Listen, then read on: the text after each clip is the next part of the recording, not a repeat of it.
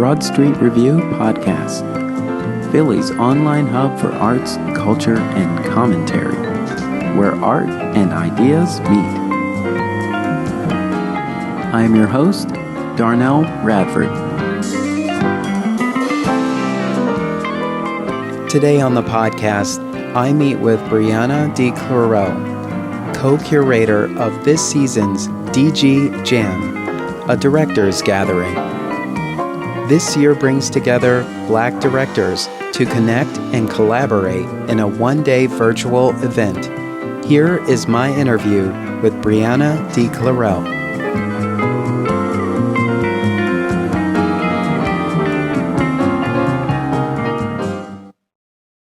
Welcome to the podcast. I am in the virtual studio once again, because that's how we live. And I am currently looking at Briyana D. Clarel, and I hope I said that right. And Briyana is a part of Directors Gathering, and particularly a co-curator of DG Jam. So Briyana, welcome to the podcast. Thanks for having me. So I was thinking earlier today, how far into a new year can you stop saying Happy New Year? Well, the Lunar New Year was a couple of days ago, so yes. I feel like it's completely appropriate to say Happy New Year right now. Yes. So Happy New Year. And this is the first time I've had an opportunity to speak with you, although I am definitely aware of your presence. So I thought it would be great for us to get an opportunity to know a little bit about you. So tell us a little bit about Briyana. My name is Briyana D. Clarel. My pronouns are they, them, theirs, and I'm a theater artist, a writer, and educator here in Philly. For me, theater artist means a lot of different things. I'm a playwright, director, producer, curator, sketch comedian, lots of different hats that I wear under that umbrella. And I'm a double Virgo. I really like plants, musical theater, and mangoes. Mangoes. I have not had a good one in a while, but I still love them. Yes. My partner just got a handle on mangoes and pomegranates, because apparently they are an acquired skill. I haven't cracked the pomegranate yet. There's a lot of things going on, a lot of steps involved. Yeah. So you are a co-curator at Directors Gathering. So tell us a little bit about Directors Gathering. Yeah, Directors Gathering is a membership organization that offers regional theater directors continuous community, artistic development, and elevation. It started in 2014. It's based here in Philly, but I think they kind of started to pivot with, the pandemic. So now it's reaching even more folks since everything is virtual and online. They offer different programming online and in the before times in person for members. So specifically featuring and highlighting theater directors. And yeah, so that's a little bit about Directors Gathering. That they have lots of events going on, a newsletter. They very frequently are highlighting and sharing the work of directors in the community on social media via their newsletter to celebrate and provide support for directors. Yeah. And can you speak to how 2020 affected Directors Gathering, if it did in any way? I can speak to how it affected the jam, because this has been a very long process now. I first met with DG back in the winter, the fall, I think November, December of 2019. So this has been over a year ago. The original people who were curating and producing the jam wanted to hear from some new voices. So they had reached out to me, now over a year ago. And it was intended to be November 2020. It was going to be in person. The jam I have not participated in past jams, but from what I've been told, they previously were like an all-day event. There were directors. They would come. They would show up to a venue. Actors would show up to that venue. They may or may not have met each other, known each other, but they knew what they were getting themselves into. And they basically would spend the whole day devising or writing, creating a piece and a short piece, a 10-minute piece that they then would perform at the end of the day.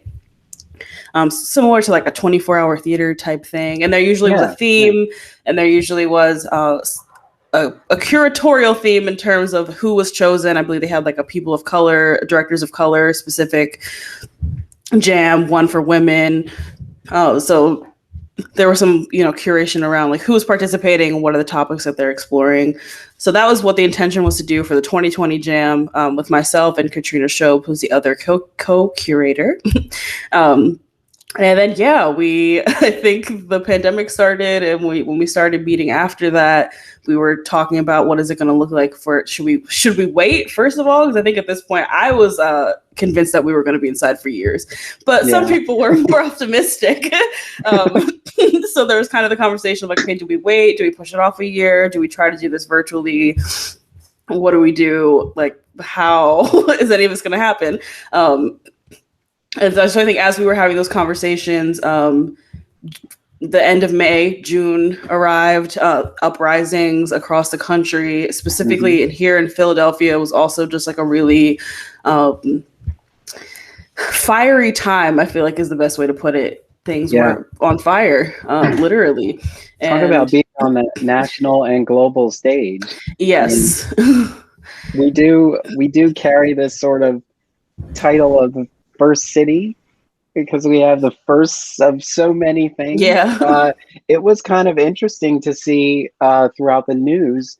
There were always clips of Philadelphia because Philadelphia was not shy about making its voice heard. And I thought that was amazing. At the same time, I was still blown away at how the artists in our community just were not going to stop. They were just not interested in sitting down. I know your theater, your brick and mortar is on intermission, but me and my friends have ideas. We have things we want to do, and we will not stop being creative. Yeah, there's been a lot of innovation just in general because of the pandemic. And I think specifically after the uprisings, even more so, I think a lot of people were pushed to not only be supportive in this moment of pandemic life, but also, okay, it's always been urgent to support Black people and move towards liberation for Black people. But I think a lot of people are like, okay, we don't have to, there's no more time to play games about it. So I think that once we started meeting after June, Katrina and I said we want it to be all Black people. We don't see the point of having it being not Black people given everything that's going on. So we decided that we were going to move forward with an all Black directors jam. And then in collaboration with DG, we decided that it was going to be more of a mini residency. So there were different programming there. We had different programming that didn't exist prior to this virtual land. Excuse me. So we had a gathering and a half where we met just as us as the co-curators and the directors. We were able to just talk about what is it like being a Black director, what to expect from the program, all that jazz. Then we also had a mentorship session with 2 established Black directors who brought their wisdom and experience and answered questions. They were able to have one-on-one meetings with the directors. And now moving forward, we'll have, I guess in like 2 weeks, it's coming. They'll have rehearsal with their actors and then move into their showcase as well. So how has the virtual space, how have you fared in the virtual space? Has it changed for you? Was this something that was fairly new, incorporating into your workflow, or are you used to working with people who aren't necessarily close enough for you to have person-to-person communication with? This was definitely new. I feel like everyone's gone through different like phases of the pandemic. I definitely initially was like, okay, I'll stay inside. I don't have to go outside. This is less stressful. I'm less anxious. This is great. Um, and I definitely am grateful because I feel like I've been definitely able to connect with people in other parts of the country around the world that I otherwise would not have met and be able to participate in things that I wouldn't have been able to participate in. It definitely in terms of I think theater. I originally was like I don't want to do theater online. I was like Yeah. it's especially because in 2019 I was doing a lot of sketch comedy, which even I feel like beyond theater, like it's such a specific. You're in the room making people laugh. I was like, I can't do sketch online, so I kind of had checked out. I kind of just checked out. I was like, okay, I'm gonna write and sleep and all this stuff, and just not focus on creating for this virtual world. And then it became very clear that if I wanted to, continue building my career, making money, sharing art with people, that I was going to have to do that. So Yeah. I think finally by the fall, I was like, okay, I have to do this. And I think it's been, definitely challenging, but I think there's a lot of good that has come with it. I think there's a lot less pressure Hmm. because there's a lot less pressure to have like a polished produced piece because you literally can't you can't Yeah. do it. So there's and people have varying degrees of familiarity with different technologies, so there's not as much pressure to have it be full, like beautifully produced with professional cameras. It's like, nope, you're getting my laptop camera. I might get a little microphone, you're getting whatever backdrop, and everything. There's a lot more like works in progress being shown, so people can, okay, we're going to do a reading because no one needs to memorize their lines because we're going to be staring at a screen anyway. So I do feel like it has opened a lot of doors for collaboration across state lines, and just we're going to share the work because we're going to share the work, and it doesn't need to be this polished professional thing, and we can record it and people can watch it later, and you don't have to worry about oh, I couldn't make the show and I was sleeping and all this stuff. So I don't. There's been some perks, I think, in Yeah. navigating this theater in this new way. I feel like everyone. I feel like the virtual space allows a theater uh, patron to be more of an insider than they've been before, in the sense of, as theater artists, as we are sitting in the theater, if we notice that a lighting cue comes late, or a sound cue doesn't fire off the way it should, we tend to be more forgiving of that because we know what's supposed to happen, and we know the intention was there. And I feel like the virtual space might allow for more people to understand what goes on behind the scenes and why all of that is so important, and to be maybe less, I don't know if critical is necessarily the word, but to be a little bit more forgiving of the space that we're in. Yeah, I agree. And I also think that one thing that I've really enjoyed about virtual theater and performance in general is the chat. Hmm. Because we're so used to in the theater, like you're not really talking to anyone near you. Like you might hear people laughing, but Yeah. you're not really having a conversation. And now there's like the chat is this add its own It's its own performance, beast. in a way. It's its Yes. own thing. It's like very Hmm. encouraging. It's very I don't know. I like that part of being able to have that shared experience, even if you can't be in person. You always got the chat. It kind of reminds me of the must see TV sort of experience. There are definitely parts of uh, the general entertainment that we find on television screens that theater artists sort of flock to, whether it's an award show, or a live version of a musical or something like that, where we're all either in a social space like Facebook or something, commenting anyway. So now to have the chat, right, attached to the overall experience from the production company as well.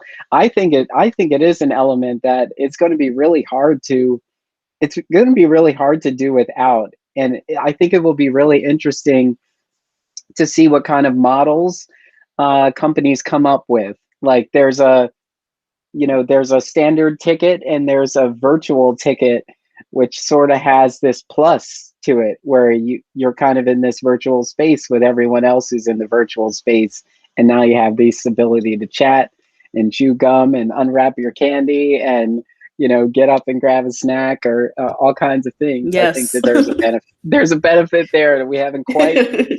I mean, we're sort of figuring it out now, but we haven't quite tapped into it being as beneficial as it is. It'll be an interesting world moving Yes. forward. So what was I what so how did 2020 change things for you, and how has that um, moved into the process of doing the jam here in 2021? Well, I think beyond the focus on Black directors and it being more like a mini residency, I think one thing that I'm excited about is, and I think as I said, I haven't attended or participated in previous jams, but it was definitely a very one-off. This is a one-day situation. Sometimes the directors would bring in scripts, but they were together for one day. And one thing about this particular jam is that people are using this time and the resources in various ways. So we have a couple of directors who are coming in with polished scripts from, sorry, polished scripts from other people. And there are at least two of the directors had gotten support and outside funding from other organizations so that they can kind of like bolster the time and resources they have to put into this project.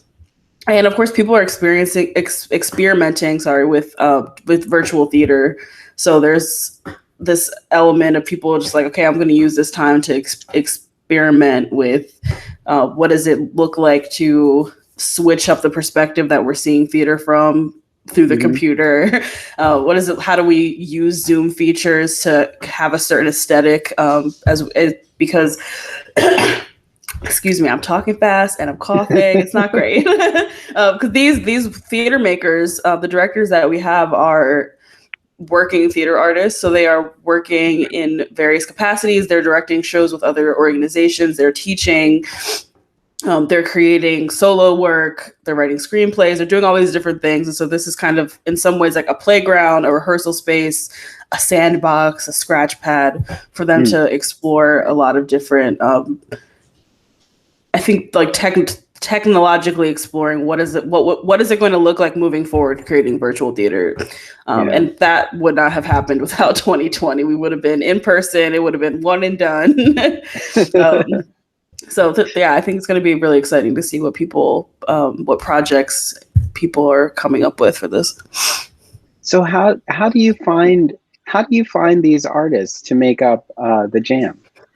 How do you get them all together, and how much time do you have with them before the actual event starts to be on the same page about, or to have an idea of what's going to happen for the event?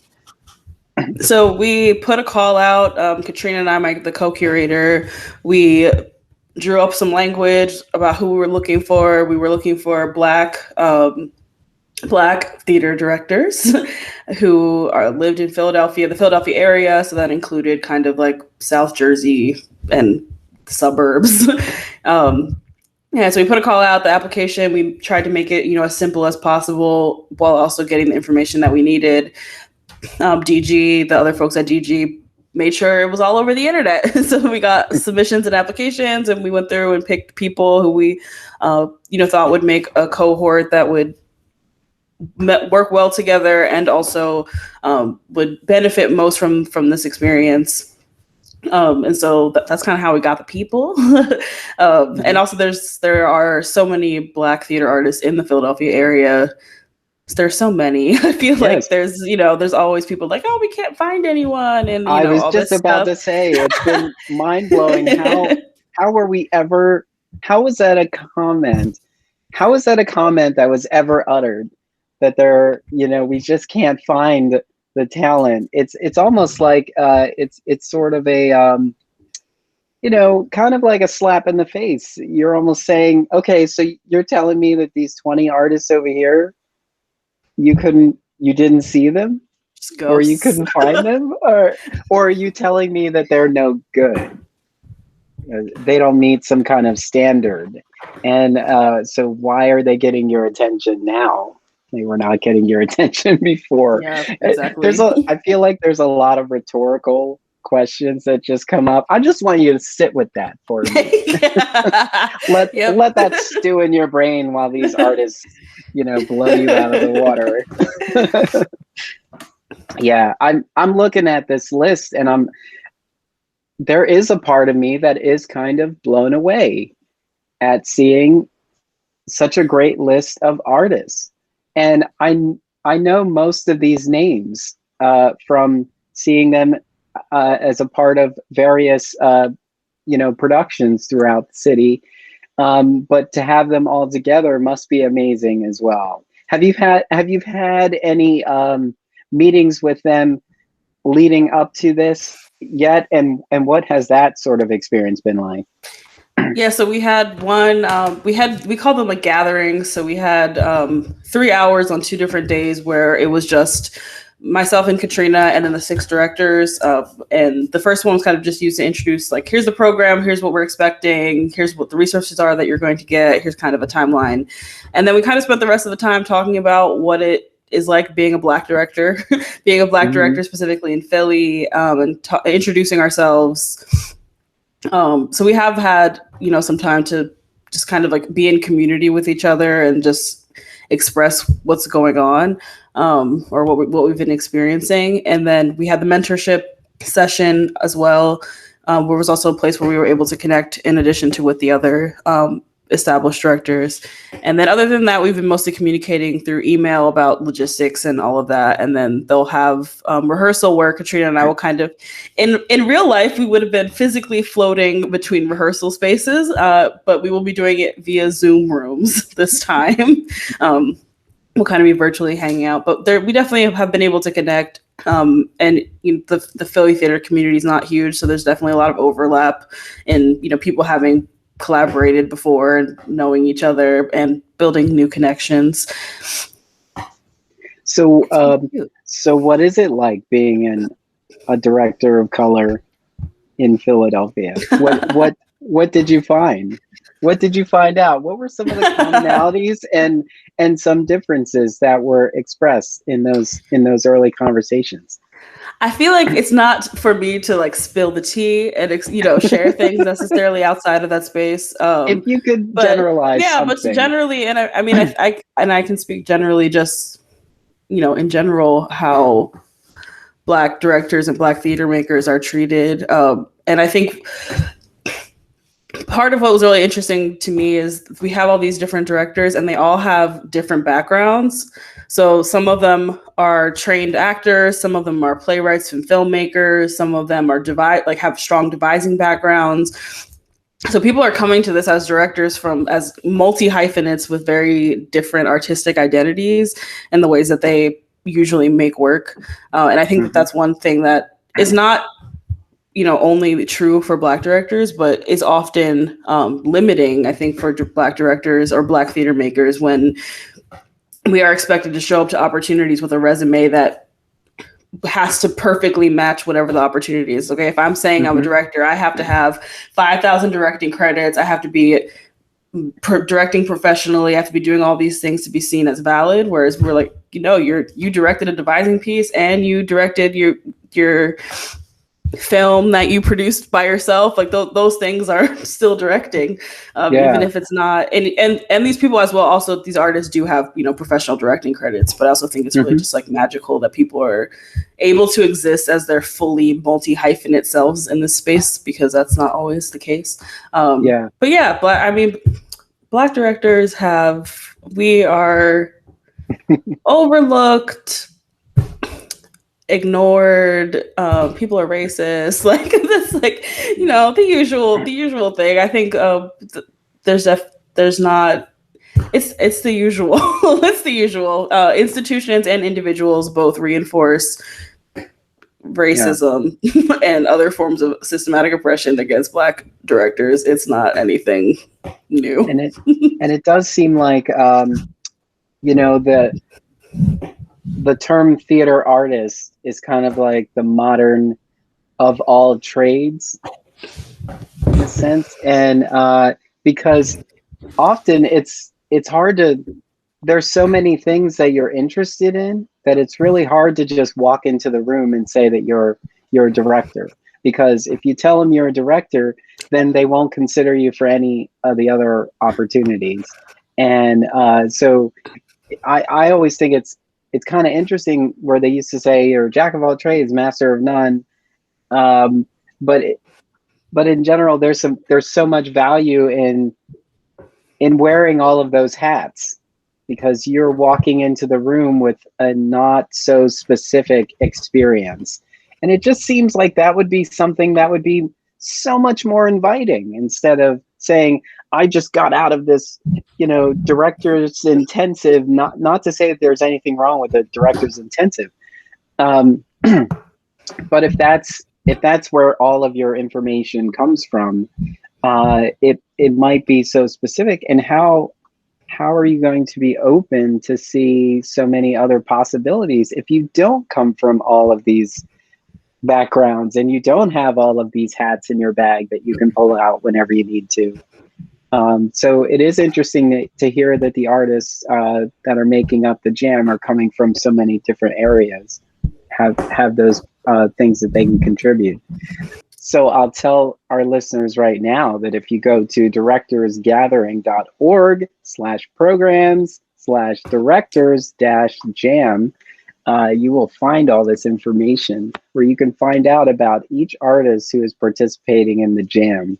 That speaks to how we are using the creativity of social media to actually, bring people into the virtual space and kind of give them this comfort by letting them know about, what's going on in here without, having to go to a physical space to get that information. So I think that that's good. Given this virtual space, who is the audience for DG Jam? Well, the great thing is about it being virtual is that anyone could be the audience anywhere in the world, as long as they have an internet connection. The audience, so the jam is designed to create a space to celebrate directors. In this case, to celebrate Black directors. So the audience is whoever wants to see the work of these really amazing Black directors. And that, to me, I always think that will mean, people who are in theater, like theater artists, people who are in theater spaces, theater communities, and also just, people who might be interested in supporting Black directors who maybe usually are not, watching a lot of theater, virtual theater. But yeah, it's definitely open to anyone. There's going to be 6 pieces shared. They will be short. they're 10 minutes or less, so it's not going to be like a 3-hour saga, and you don't have to go outside. So yeah. It's a little easier than having to make a trek in the winter, especially in the winter, trek in the winter to go see something in the theater. But yeah, it's definitely anticipate the audience being a mixed group of people in terms of their interests and all of that and their professions. And also we definitely encourage people who are interested, who are looking to hire Black directors, who may be looking for collaborators, who want to learn more about, what Black theater artists in Philly are up to, even if it is online.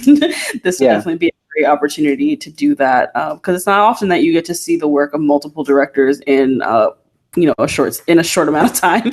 You usually have to go, wait till they direct something and then go see it. So now you get six in one. Yeah. So do the artists come to the jam with these pieces in mind, or is there a theme or some sort of structure that is built in advance?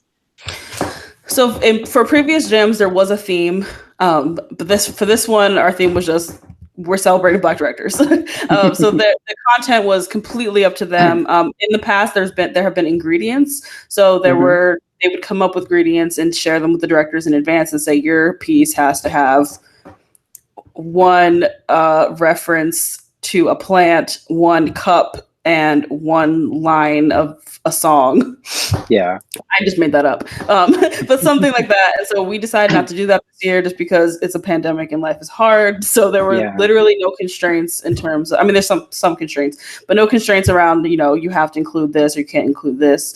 And yeah, so we have people came to this with different things. Some people said, okay, I have a play that my friend wrote and I want to produce it. And so I'm going to use this time to, kind of figure out what is it like to do this on Zoom. And then people who are, throughout our several meetings decided this is like a question that I have or something I want to explore, or I want to write something about this topic. So it's kind of going to be very different in terms of what people are creating and who's in it. So there's some people who are, have a cast of several actors, and those actors are going to be different. So the actors will also be bringing something different to each piece. So yeah, it is pretty wide open. And there was nothing necessarily in advance that we told them. We in our first meeting, we were like, what are you thinking about? And some people, had ideas, and some people were like, I'm going to think about it some more. Yeah. So earlier in our conversation, you stated to the effect that you, like so many people, didn't have like a huge interest in seeing theater in this kind of space, because we're so used to being in a room with people. That whole experience, that excitement of the lights going down, a curtain going up or coming down, those are the things that we attach to a theatrical experience. And when we don't see those elements, we call it something else, like it has some other title.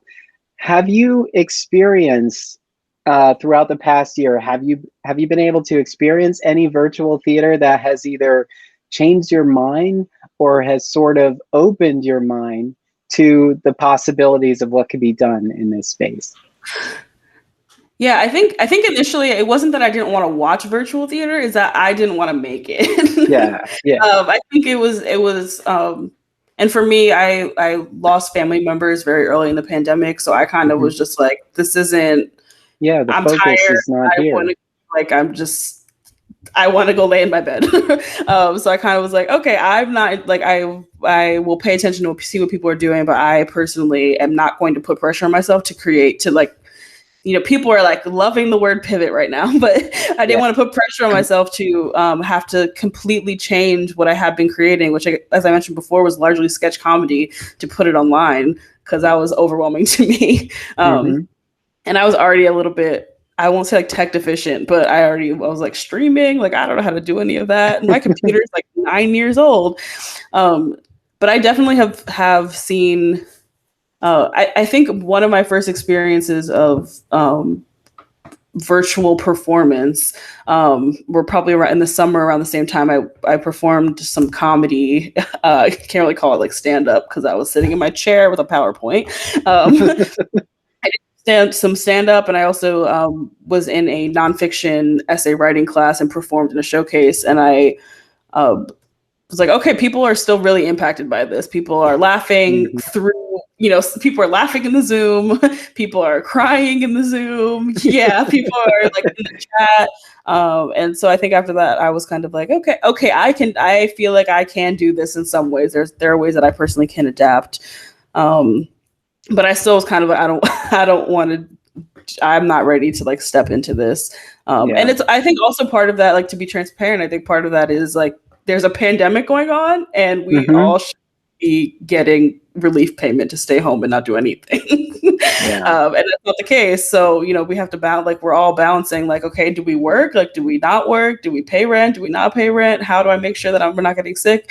So, all those factors. But I definitely have participated in, watched, experienced a lot of theater and different forms of performance that have just been, as I said, like opening new doors and new experiences. I had a reading of a play in December, and so I had all these people in the chat, and like the chat was like the best part, because I had watched the play in rehearsal several times, and it was just a reading, and it was really amazing. And then I had this added bonus of suddenly all these people laughing at my jokes and making new jokes, making having conversations amongst themselves in the chat. So I definitely am grateful for the people who have continued creating. I also hope that they take naps because it's like a lot of pressure. I feel like it is definitely a lot of pressure to keep creating in a time where it's just chaos. But no, I'm here for the virtual theater. It's definitely something that can't be replicated. Like it can't be replicated. It's just it's a whole new thing, and it's also very different to be doing. It's different to be in a Zoom versus a webinar versus streaming on YouTube. Like those are just like different experiences based off of like how people are able to interact with you, who's able to mute and unmute. There's like always now these weird nuances and politics of the Zoom theater that I find to be interesting. But I think it's great. I'm glad that people are doing it, and I also do hope very much so that they rest. Does it at all make you think about, well, in this situation, we're dealing with the pandemic, we're dealing with racial injustice, we're dealing with all these things that are just taking our focus, that they're just aggressively pulling our focus. Does it make you think about, well, what was going on in my life when I was creating before? And, how was I able to do it there? Because I'm sure I had bills to pay. I'm sure I had to get to, a job that wasn't as creative maybe as I wanted to be. So we had these things before, but there was something so unique about all of this that really put us in this standstill that, made it really hard to kind of see how to create in this space.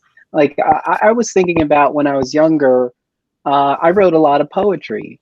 And I wrote a lot of poetry because I was trying to figure out who I was. My personal identity and finding myself is where that poetry kind of came from. And then I got to a point where I thought I had an idea of who I was, and I wasn't writing as much.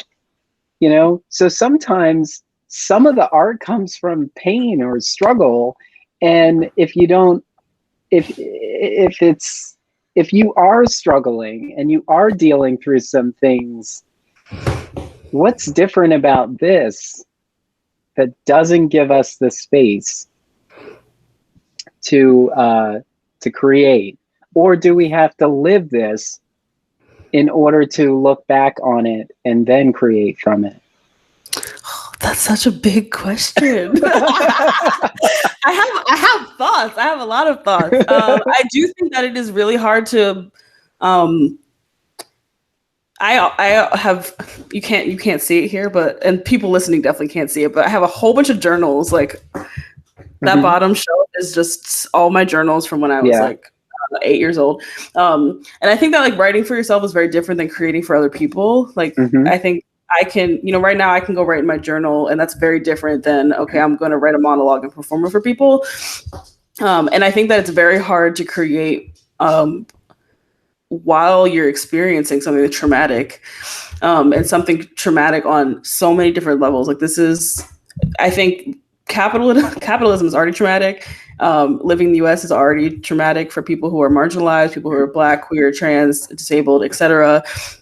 And we are living through a moment of just like trauma on top of trauma on top of trauma. There's such like massive loss that people are not like, human lives lost that's not being addressed on a big, large scale. Like it's people are mourning, personally, often not even like with their family members. People are mourning, by posting on social media. People are not able to have funerals, and, the governments and a lot of groups aren't acknowledging that. So there's that, and people are losing their livelihood, losing their ability to connect with their loved ones, losing things that they thought they were going to have, like, oh, I thought I was going to get married, or I thought I was going to be able to go celebrate my birthday in another country, or like all these things that people are just like constantly losing. And I think that it hasn't stopped. And then I think the uprising and the coup attempt and like all these other things are just adding on layers of because I was like, I'm already not going outside, and now I hear helicopters, like, because there's been like a militarized presence in my neighborhood. I'm definitely not going outside. Oh no. So it's just like there's all this trauma, and I think some people are creating to cope with it, and it's a completely valid, normal response, but it's also completely like to not be able to do anything because it's still happening. It's not over yet. And I also think the added like level of we're seeing now how capitalism is being exposed as not being like a viable thing that can sustain itself or sustain people. Like we're seeing that people like the economy is being put over human lives. We're talking about stimulus payments rather than relief payments. Yeah. This vaccination rollout is a disaster, and these things being disrupted. Like before, we were like, okay, yes, we can go to work and then go to rehearsal and not eat dinner and be at rehearsal for 5 hours and then go back and then do it again. And we're like, oh, this is normal. And it's all these weird things. I'm like, oh, I'm eating more because I'm actually I'm not running around, so I actually can like eat 3 meals a day. What a concept! I don't know, this like rupture in the facade that of just like, oh, capitalism works for us, which I mean, lots of people didn't think that before, and we're very well aware that it's working. But I think it's just been exposed on a really broad level that it's not working, and that it's hard to sit in that rupture and just keep creating and keep going. And I think for me, like for myself, I can say that like sketch comedy was like helping me cope with just like life. I was like, I'm dealing with lots of different things, but at least I know that like 2 to 3 days a week, I can go and just be ridiculous and laugh and roll on the floor and sing with these people. And like, this is, an outlet for me.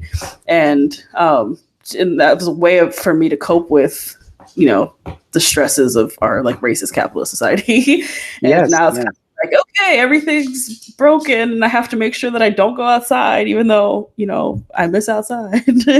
Anyway, that was a very long answer. And I think that's, and people have very different reactions. Like some people are like, I got to keep going. If I stop, then I'm going to feel the pain. And then I'm going to, so I'm keep making stuff, or I'm going to keep making things because I need to get paid and I can't stop.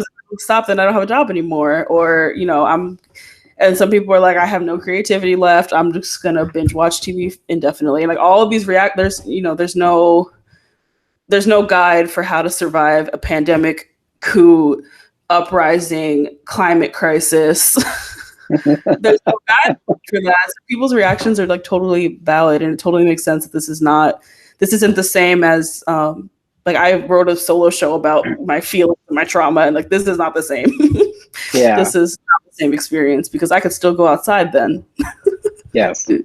Is there anything that are there any ideas that you were kicking around before that just don't feel like right now is a good time for them? Or are you still just tinkering with those in saying like, how do I take a concept that I was, I sort of started forming a year ago, and I'm letting it evolve as life happens to continue moving forward. Is there anything that you were working on where you're just like, well, I can't do that anymore? I have 2 examples. I have one that has been completely shelved, and I have one that I've kind of like adapted and shifted. So I got a Leeway Foundation grant. I applied in March, right before the pandemic started, to do a in-person, live, family-friendly LGBTQ sketch comedy show. And I ended up getting the grant, and I was like, what do I do now? Because that's not going to happen. So I kind of just like, do you need this? I thought that's definitely the first thing I asked. I was like, but they're very flexible. They're like, yeah, we understand that you can't do what you intended to do. So now I'm using those resources and the funding to pay Black LGBTQ artists to be a part of my new virtual show called A Very Virgo Virtual Show. So there will be special themed episodes. There's going to be a spring episode next month and a pre-Pride episode in May. So now I'm able to use those resources to pay people. So it won't be sketch, but the show is wholesome. I like awesome. Wholesome and funny. So it's the vibe is the same, even though it is a very different. It'll just be completely different. And I did have another project that at the end of 2019, I had performed an excerpt of a solo piece that I was working on, and I was like kind of applying for residencies to work on it some more. And the crux of the piece was that I was going to go to different places where I grew up in South Jersey, and places that I haven't been in a long time. What part of South Jersey? Camden County. several Okay. several places. I lived in a couple different towns in Camden County. I grew Um, up in Atlantic County, okay, yeah. like It's right on funny. the edge of Atlantic and Cumberland. Okay, I don't even know where Cumberland is. I need to look at a map. Cumberland is Vineland. Okay, okay, yes. Okay, south of that. Yeah, Okay, so got like it, the got it, got Vineland it. Buena area. Yeah. Yeah. Yeah. So I recently moved to Philly like 2.5 years ago after being in Austin and also New York. So Mm, I had kind of been away from the area for a while, and I was like, okay, I want to go revisit these places and like reflect and have conversations with my family members and like create this piece. Um, yeah, that didn't that has not happened. And I think also now it'll be I lost my grandmother at the beginning of the pandemic, so there's also like oh, now this added layer of okay, this isn't just going to be like a fun little field trip down memory lane, like it's actually going to be like a lot. And I probably will maybe do it at some point, but that's definitely been tabled indefinitely. yeah, And I definitely, um, I would be sleeping if I could, to be completely honest. I just feel the need to reiterate that because I think somebody recently said to be like, "Oh, I can't believe you're still creating. Like, you're so brave," or like that's great. Like, kudos to you for being able to create right now. And I'm like, I don't know how to not do that because I need to get paid and I need to, be my little person so that I can have my little career, make some money, so yeah, I don't have to worry. But I definitely would much rather be resting and trying to yeah. survive the pandemic anyway. And That's like just you an said before, when we were working consistently, there was no deduction that covered a pandemic, global pandemic. There was no kind of deduction that was going to support or take care of us in a situation where we could barely go outside, barely be safe oh to go no. outside. Like, who's out here going, whatever, I got my camera, I got my lighting kit, I got two of my friends who are in my bubble, and we're going to go out here and create like crazy now because the streets are empty. You know, I see that I follow so many uh, artists of different mediums, and there's a lot of like photographers who are like, what am I capturing? Outside of I Out the can't really window. go outside safely. They're trying to be creative inside their house, like creating these moments and so on. There was another artist who was doing a show, uh, and who's doing a virtual show and kind of transformed a portion of their basement to do this. And they said, maybe I should start like a black box theater. And I was like, you should do that. I will hold you to it because this is kind of what we're doing. If this screen is, 52 seats, I think we could do a nice little black box. But we have to. I still don't think we're completely there in terms of like our mindset of what this screen is in relation to a proscenium. Yeah. I'm sure there are definitely artists who have figured this out, but I feel like a lot of artists are thinking about how do I pretend that there is an apron? How do I pretend that there is a curtain? And how do I create an atmosphere that is basically a backdrop, a background of, and not have this feel like a meeting.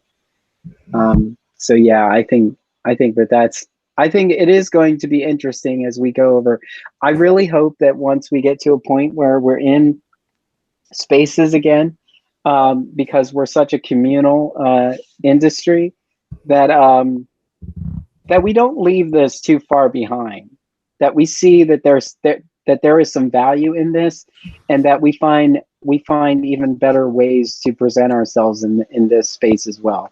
And I know that these talented artists, like the artists that are featured here in Jam, are thinking about this and are going to come up with this too. Um, uh, I wanted to wrap up by asking, how can our listeners support Directors Gathering and the Jam? Give them the deets. Let them Yes. know how to be a part of this thing. So the Jam Showcase will be on Saturday, February 27th, let me say that again. Saturday, February 27th, 2021, from 5 p.m. to 7 p.m. Eastern Standard Time. It will be on the internet. Platform to be determined. You'll get a link once you register and all that stuff. You can follow DG, Directors Gathering, and Jam on DG's website, which is directorsgathering.org, and on social media platforms, including Facebook and Instagram. Mm-hmm. You can learn more about how to support and if you want to get involved with DG, all that stuff. Also, all of our bios are also up there. So if you want to find, and you can also find our social media links via the Directors Gathering Instagram page. If you want to find our website to know what we're up to, celebrate, connect with these amazing Black directors and co-curators, myself and Katrina. And that's great. And we'll have all this information linked in the show notes. So you'll be able to click through and get all that you need to participate, to be a part of this this event, this experience. Briyana, thank you for taking the time to chat with me, and thank you for telling me a little bit about yourself and about DG Jam. This has been interesting, and it's exciting to see so many Black directors all in one place. I'm not gonna lie. I'm dancing. I know you can't see Briyana, but Briyana is dancing. But this is great. I'm so glad that everything that's going on has not diminished anything at Directors Gathering. I'm so glad that Directors Gathering has found a way to continue doing things and continue moving forward. And I really hope that we are better on the other side of whatever this is, from that. And also, Briyana, I really hope that you will come back and visit me when your other bits of work come up and you're ready to talk about them, because some of the things, the tidbits that you dropped were really interesting, and I would definitely love to stay on the radar about those things. So thank you for sharing those. But again, it's a Directors Gathering. It's called the DG Jam. It's on February 27th, and it's at 5 p.m. And if you go to the website, Directors Gathering, you can get a link from there to get to RSVP for that, and then you will get a link before the event so that you know which platform to use. And just get used to all the platforms, because I think we all need accounts in all the platforms. I know it's easy for us to just say Zoom, but it's like, it's Zoom, it's GoToMeeting, it's Teams, it's Skype, it's all of these spaces. There's so many of them. We're going to be experts. We're going to have to put that at the top of our resumes now. It's not even going to be about like, what was your last show? It's going to be like, I need to know what media platforms you're proficient in, if you don't mind. Definitely. Well, Briyana, this was fun. I hope you had a good time. I really enjoyed chatting with you. And I look forward to chatting with you about any of the other art that you bring to the various stages that we'll be able to experience. So thank you so much for taking the time. And we will definitely stay in communication. Yeah, thank you so much for having me. It was great to kind of process some of the things that we've been experiencing, as well as hype up the DG Jam that we've been together. Definitely.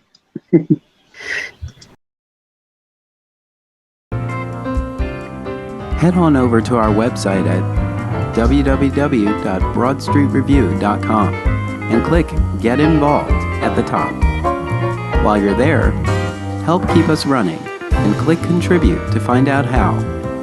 Connect with us on social media, on Facebook and Twitter at Broad Street Review. Thank you for helping to keep the conversation going.